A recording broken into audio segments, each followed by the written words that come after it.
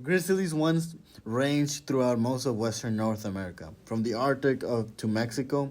Unfortunately, the last California grizzly was seen near Yosemite in 1924, going extinct after decades of persecution and hunting bounties.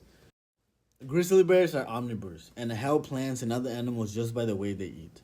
These bears use a variety of habitats throughout the year, impacting many species. They dig for roots and rodents disturb the soil, which help new plants get established, spread seeds throughout their scad when they eat berries and nuts, and help regulate population of large herd animals, such as elk by being a top predator.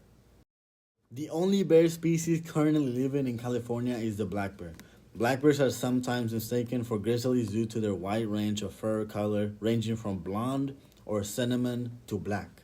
Black bear populations have increased in many areas since the extinction of grizzly bears because they have adapted to human development and have been protected by wildlife management. In fact, black bears have been able to expand their reach in California since the extinction of the California grizzly bear, as they no longer face competition from the larger species. From the late 1980 to the early 2000s, black bear population across the continent increased by 2% per year, with sometimes seeing an increase of fivefold.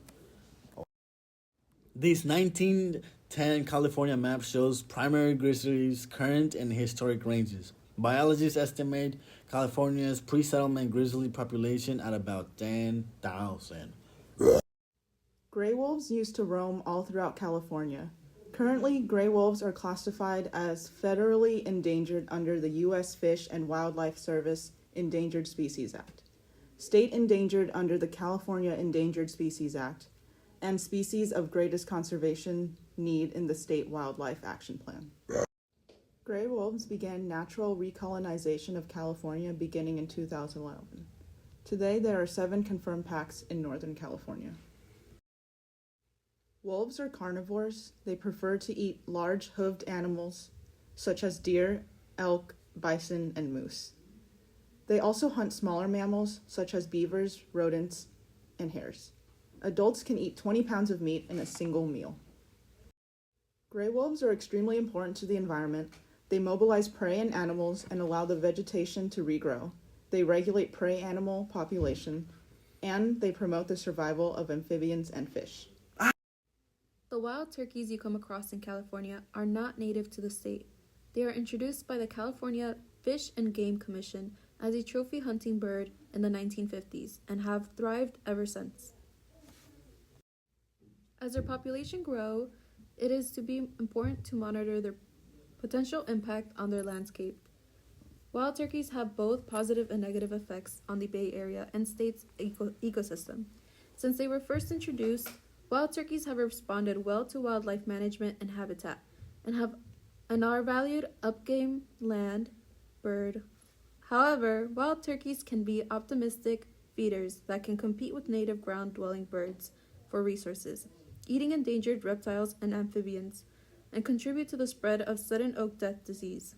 Their increased population can also damage property and agricultural crops, and threaten human health and safety. For example, homeowners in the Bay Area have complained about turkeys digging up landscaping, ripping screen doors and pulling covers, tearing shingles, frightening children and dogs, and pooping everywhere.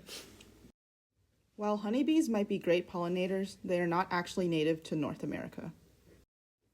They were originally imported from Europe in the 17th century as a source of wax and sugar and to pollinate crops.